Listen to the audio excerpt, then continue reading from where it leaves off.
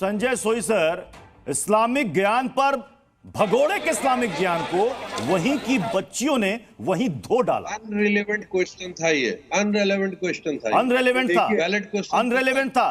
वो बच्ची क्या कह रही है? जो यहां पर इस्लाम की बात करते हैं वो क्या करते हैं वहां पर? उनके साथ यौन शोषण करते हैं और वो ज्ञान दे रहा है कि तुम इस्लाम के बारे में नहीं जानती हो। जवाब नहीं है तो अनरिलेवेंट था। जवाब था तो अनरिलेवेंट था, अनरिलेवेंट है। इसको रेड कारपेट बिछाकर बुलाया है ना। मलाला क्या, वहां की बच्चियां पोल खोल रही हैं, ज्ञान दिखा दे रही हैं।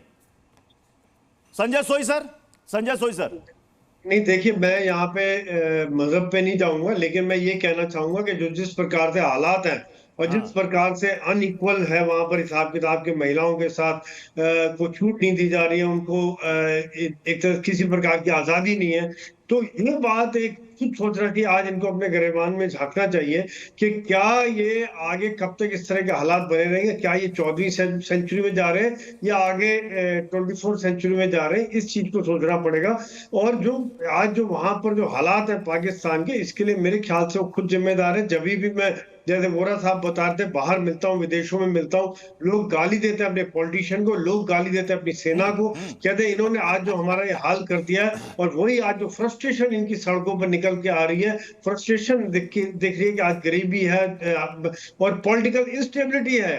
आज भारत में अगर कोई भी पार्टी हो, मैं कह रहा हूँ बीजेपी हारे, कांग्रेस हारे, दूसरी सरकार को बड़े प्यार से हस्तांतरण कर दिए जाते, ट्रांसफर कर दी जाती ताकत कि आप ठीक है, आप जीते, जनता ने फैसला किया, आप सरकार बनाइए। और वहां पर ये है कि गलत सलत आरोप लगा के जेल में डाल के अगर करेंगे तो इस तरह की बातें होंगी, लोगों की फ्रस्ट्रेशन निकल के आएगी। अब देखिए 1 साल से बंद है तो क्या हुआ, लोग अभी भी एक तरह से। तैयब खान भी हमारे साथ पाकिस्तान से जुड़ चुके हैं। तैयब खान जी, ये बयान हमने इसलिए सुनाया कि पाकिस्तान की बच्चियां, जिसको आपने रेड कारपेट बिछा करके बुलाया, उसकी पोल पट्टी खुद खोल दे रही हैं। उनको पता है कि मुल्क की हकीकत क्या है, उनके साथ क्या हो रहा है, और जब कोई भगोड़ा के ज्ञान दे रहा है तो उसको वो आईना दिखा रही है। देखिए जी, पता नहीं आपको जाकिर नाइक साहब से क्या जो है वो तकलीफ है। अरे हमारे यहाँ का भगोड़ा है, भागा हुआ है वो। तो उनको जो है पाकिस्तान से भी जो है वो हिंदुस्तान इसलिए वापस नहीं लौट रहा है कि उसको पता है कि यहाँ पर आएगा तो क्या होगा, सजा काटनी पड़ेगी। जा रही थी आपकी फोर्सेस अहमद और उनके यहाँ जो खिताबात है या तकरीबात में उनकी जो शिरकत है वो आप लोगों को हजम नहीं हो रही, तो उसकी तो हम तकलीफ समझ सकते हैं कि क्या तकलीफ है। जहां तक बच्चों का तल्लुक है तो बिल्कुल हमारे भाई ने भी बताया कि ये इनरिलेवेंट क्वेश्चन है जिसकी कोई बुनियाद नहीं है। बाकी यहाँ सबको आजादी है, ऐसा कुछ जवाब नहीं तो रिलेवेंट क्या हो गया? इररिलेवेंट कैसे, बताइए जरा, इररिलेवेंट कैसे क्वेश्चन? चलिए बताइए रिलेवेंट कैसे? और आपके कहने से इररिलेवेंट हो जाएगा, हमारे कहने से तो पाकिस्तान ही रिलेवेंट है। बताइए इररिलेवेंट कैसे क्वेश्चन? डिस्कस क्यों कर रहे हैं? वो तो डिस्कस हो रहा है। अच्छी चाय पिलाएंगे, जो वही चाय पिलाएंगे जो अभी लंदन साहब को हमने पिलाई थी और उन्होंने कहा था फैंटास्टिक चाय। तो इंशाल्लाह उसी तरह की चाय आपके लिए खारजा साहब को भी पिलाएंगे और हमेशा बराबरी की बुनियाद पर ही पाकिस्तान से आपसे बात वगैरह भी करेगा। दीपक वोरा सर, एससीओ की बैठक में दीपक वोरा सर, एस जयशंकर जी भी वहां जा रहे हैं, लेकिन जाने से पहले उनका एक स्टेटमेंट है। वो कह रहे हैं कि एससीओ के एक अच्छे सदस्य के तौर पर मैं वहां पर जा रहा हूं, कोई चर्चा करने नहीं जा रहा हूं। इंडिया ने पहले ही क्लियर किया कि पाकिस्तान के साथ कोई बातचीत नहीं होगी, अगर होगी तो सिर्फ और सिर्फ पीओके पर ही होगी। एजेंडा क्लियर है। में अमन चाहते नहीं है ना आपके वजीर खारजा, बिल्कुल दीपक वोरा सर अपनी असलियत बयान की उन्होंने। इनको सर आप थोड़ा खामोश हो जाएं सर। उन्होंने पहले भी कई बार कहा है, मैं जानता हूं भारतीय विदेश सेवा के हैं, मुझसे 5 साल जूनियर हैं, but he is an outstanding foreign minister, दुनिया में सर्वश्रेष्ठ हैं। एक चीज़ कही, जो टेररिज्म से पीड़ित होते हैं वो टेबल पर बैठ के टेररिज्म की बात नहीं करते उनके साथ जो टेररिज्म फैलाते हैं। फिर उन्होंने स्पष्ट कर दिया कि बायलैटरल रिलेशंस मैं नहीं करूंगा। सर जो शंघाई कोऑपरेशन ऑर्गेनाइजेशन है, गिव मी 30 सेकेंड, उसको मैं 20, 40, 60 कहता हूँ। 20% जो दुनिया का जीडीपी है वहाँ से आता है सर, 40% आप देखेंगे आबादी है वहाँ पर सर, और फिर 60% लैंड मास है यूरेशिया का। तो ये 2040-60 है, बहुत अहम संस्था है सिक्योरिटी की दौर से। हम वहां जा रहे हैं क्योंकि हमारी कोई बायलैटरल इश्यूज नहीं है किसी के साथ, सिर्फ एक देश है जो हर बार, पिछले साल भी फॉरेन मिनिस्टर्स की मीटिंग में आए थे गोवा में, वो जो बहुत मोटा सांड है जो इनको कहता था मैं फॉरेन मिनिस्टर हूं, नाम भूल जाता, बिली बंटर, तो वहां आके वो शुरू कर दिया कश्मीर का राग अलापना। हमें पता है कि ये कुछ ना कुछ ऐसा फिर करेंगे क्योंकि इनका ऑब्सेसिव कंपल्सिव डिसऑर्डर है। तो हमने साफ कर दिया है कि हम, आप जो मर्जी कहिए, हम बात करेंगे उन मुद्दों पे, टेररिज्म पे, हेल्थ पे, डेवलपमेंट पे, जो एससीओ का बेसिक एम है। हम बायलैटरल इश्यूज पे रेज नहीं करेंगे सर, ये हमारी मैच्योरिटी है। आप एक फाइनल चीज सर, एक फाइनल चीज मैं बता देना चाहता हूं भारतीय डिप्लोमेसी के बारे में। जनरल साहिबान भी बैठे, बहुत से लोग बैठे। सर, हम चाणक्य की संतान हैं, डिप्लोमेसी का आविष्कार हमने किया था सर, हम जानते हैं वो क्या है। राजा कासिम जी, अगर हिंदुस्तान से आप अच्छे रिश्ते रखते तो कम से कम आज कटोरा लेकर घूमने की नौबत नहीं आती। भाई कटोरा लेके घूमे या कुछ भी करें, बड़ी तकलीफ है, बड़ा। जी जी, मुझे जरा सुन लें। वजीर खारजा ने आपके अपने जहन की अक्कासी किया, हमारे वो मेहमान है, हम उनको इज्जत देंगे, उनके लिए भी रेड कारपेट बिछाएंगे, उनको इज्जत देंगे, फिक्र कीजिए वो भी भगोड़े ना हो जाए। हाँ, वो कल आप रेड कारपेट आपने लादेन के लिए भी बिछाया था। अमेरिका ने रेड कारपेट खींचा, अमेरिका ने रेड कारपेट खींचा, वहीं पर दफन कर दिया, मार दिया वहीं पर। राजा कासिम जी, जाकिर नाइक के लिए भी बिछाया है, हम आपके वजीर खारजा को भी वेलकम करेंगे। ये देखिए कि वो आपके यहाँ से निकल के हमारे ना हो जाए वो। अरे वहीं रख लीजिए ना उसको, आप जाकिर नायक को वहीं रख लीजिए। आप भेजिए, तो आप भेजिए प्यार से, जिसको भेजेंगे हम रख लेंगे। वैसे ही सारे आतंकवादी अपने पास रखे हुए हैं। आपके लिए तो आपके लिए तो हीरा होगा, हमारे लिए भगोड़ा है, अपराधी है, आपके लिए हीरा होगा। सजा लीजिए अपने ताज में सजा लीजिए उस हीरे को, आपके लिए जिसको वहीं की बच्चियां करारा जवाब दे रही हैं। बेहिसाब भगोड़े हो गए, जमा हो गए। देखिए, विश्व में क्या होता है कि जो जहरीले जानवर होते हैं ना, हाँ, बोलने दीजिए ना, सुन लीजिए। विश्व में जहरीले जानवर होते हैं, वो ना हर प्रजाति अपने स्पेसिफिक एरिया में पाई जाती है। पाकिस्तान एक ऐसा देश है जिसमें दुनिया का हर सांप मिल जाता है आपको। पाकिस्तान में दुनिया का हर सांप मिल जाता है आपको। वो जहां कहीं पे भी दम डालता है तो वो पाकिस्तान भाग के आ जाता है, पाकिस्तान शरण दे देता है उसको। पाकिस्तान में सारे आतंकवादी, पाकिस्तान में सारे सांप, पाकिस्तान में सारे चोर, पाकिस्तान में सारे लुटेरे, पाकिस्तान में सारे भिखारी, सब पाकिस्तान में वो निकालें। और हर बात में तो आपकी बात ही शुरू होती है जानवर से। आपकी जिंदगी का मकसद, चलिए, आपका दर्द दिख गया, आपका दर्द दिख गया हिंदुओं के खिलाफ। तभी आप 1000 लड़कियां हिंदुओं की हर साल किडनैप करते हैं, तभी आप हर साल हर ऑनर किलिंग पर 1000 हिंदू लड़कियां मारते हैं।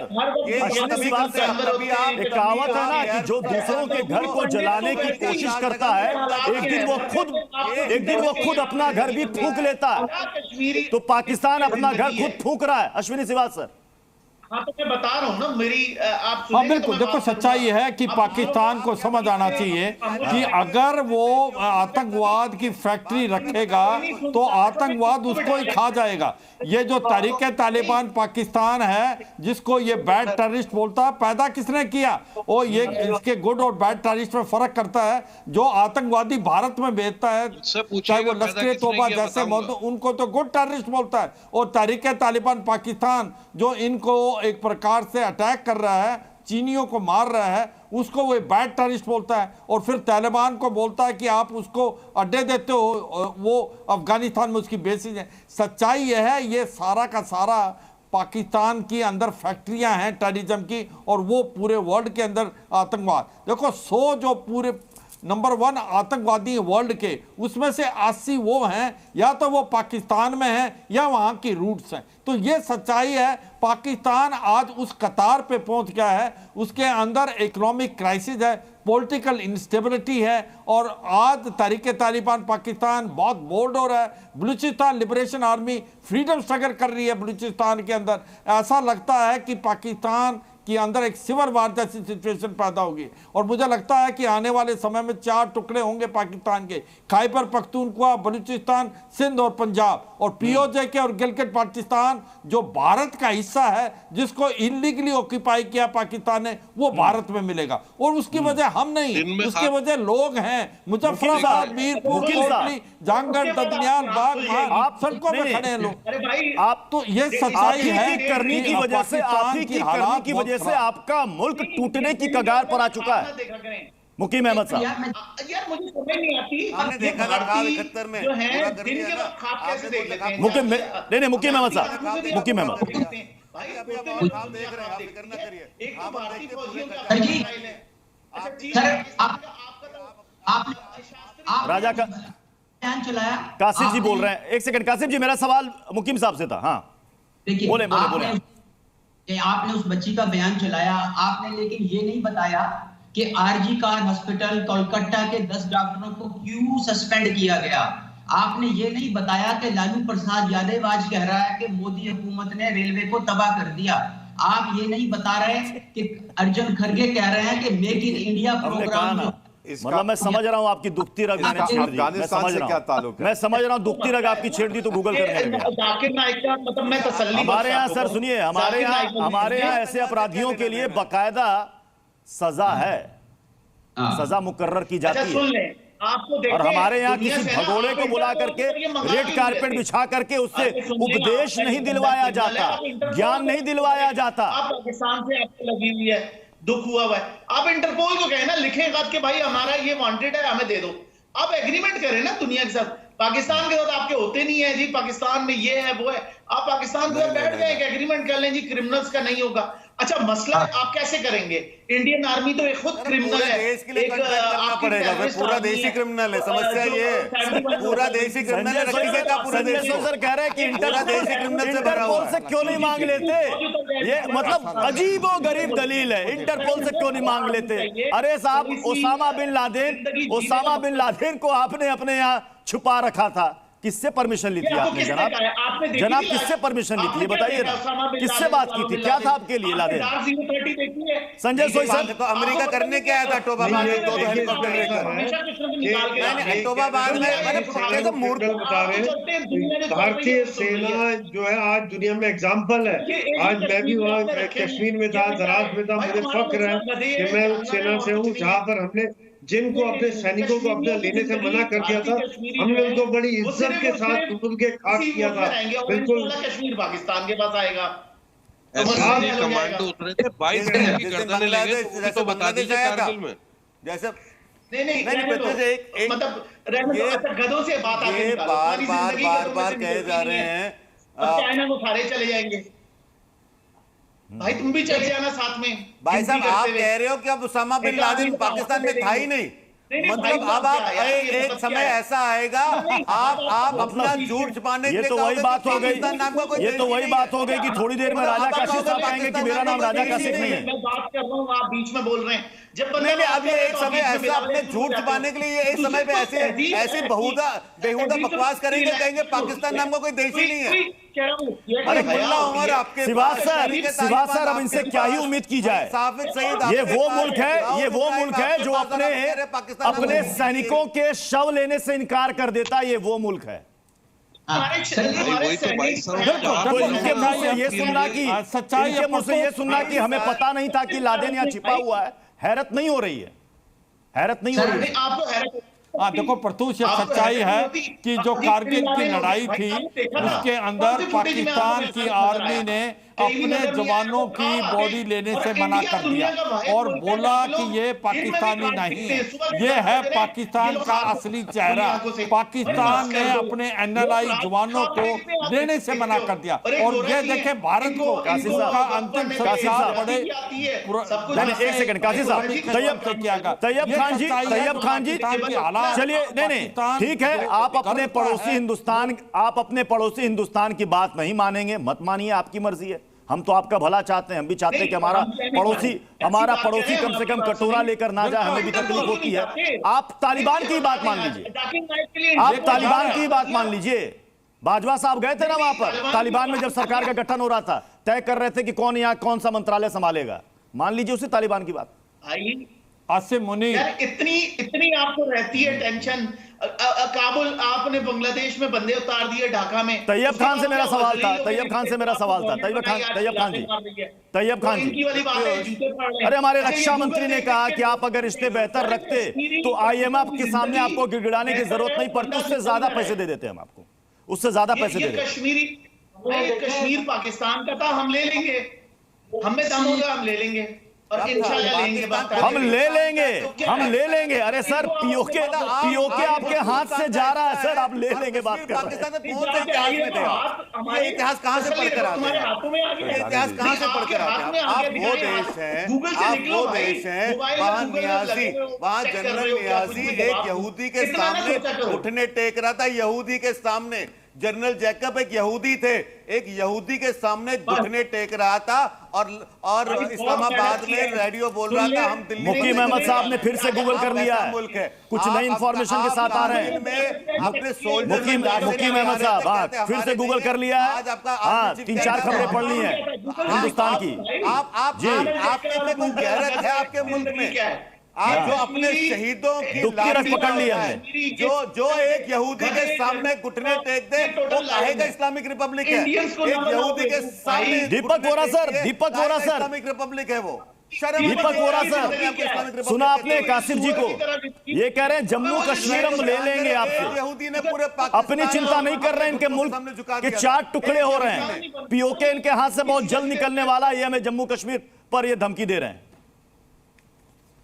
कश्मीर तो हम लेंगे। इनको एक ही चीज मैं कहना चाहता हूं, आप सब लोग ये जानते हैं, दिल को बहलाने के लिए गालिब ये ख्याल अच्छा है सर, हकीकत में आइएगा। आपका ट्रिपल लॉक हो चुका है सर, आपकी इकोनॉमी खत्म हो गई।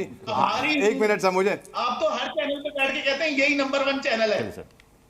चलिए सर, सब जगह आपको देखा है, ख्वाब देखिए, ख्वाब देखने पर कोई टैक्स नहीं लगता, ख्वाब देखने के लिए कर्ज लेने की जरूरत नहीं पड़ती, जिसकी जरूरत सबसे ज्यादा पाकिस्तान को है।